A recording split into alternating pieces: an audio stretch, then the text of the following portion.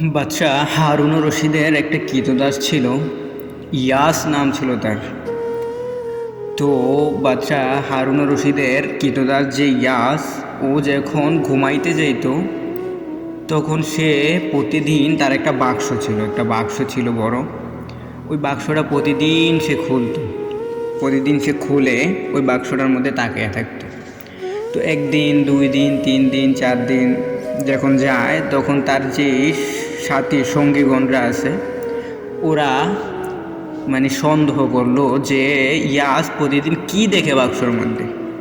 সে প্রতিদিন বাক্সের মধ্যে কি দেখে, যেহেতু সে বাদশার কাছের লোক, বাদশার ঘনিষ্ঠ, একদম কাছে থাকে, হয়তো বাদশা তাকে প্রতিদিন নতুন নতুন কিছু এমন সম্পদ দান করে, এমন কিছু দেয় যে এইগুলো সে আয়না ওই বাক্সের মধ্যে রাখে, আর সে প্রতিদিন এগুলো রাতকে দেখে দেখে কি মনের মধ্যে আনন্দে নেয় বা সুখ নেয় এরকম।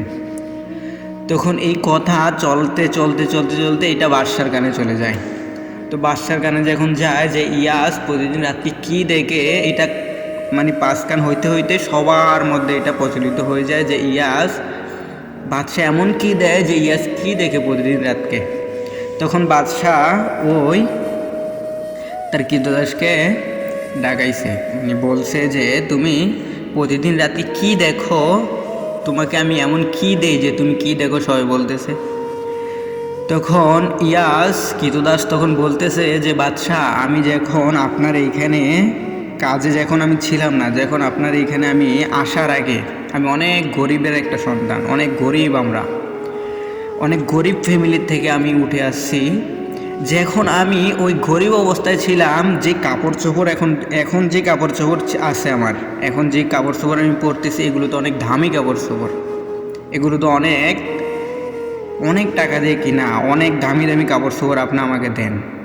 আমি যখন গরিব ছিলাম, আমি যেই অতীতের মধ্যে যেই কাপড়গুলো পরতাম, আগের রূপে ছিলাম, আমি আগে যেই রূপে ছিলাম, আমি ওই কাপড়গুলো এই বাক্সর মধ্যে ঢুকে রাখছি, এই বাক্সর মধ্যে রাখছি।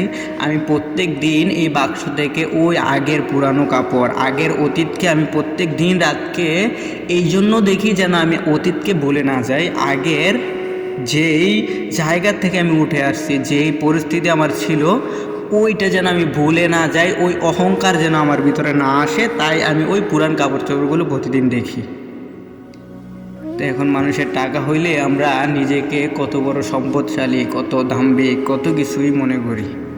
এটাই ভাই, যারা প্রকৃত মানুষ তারা সব সময় নিজের পরিচয়টাই সব সময় ধরে রাখতে চেষ্টা করে, আর নিজেকে ওই জায়গায় রাখতে চেষ্টা করে।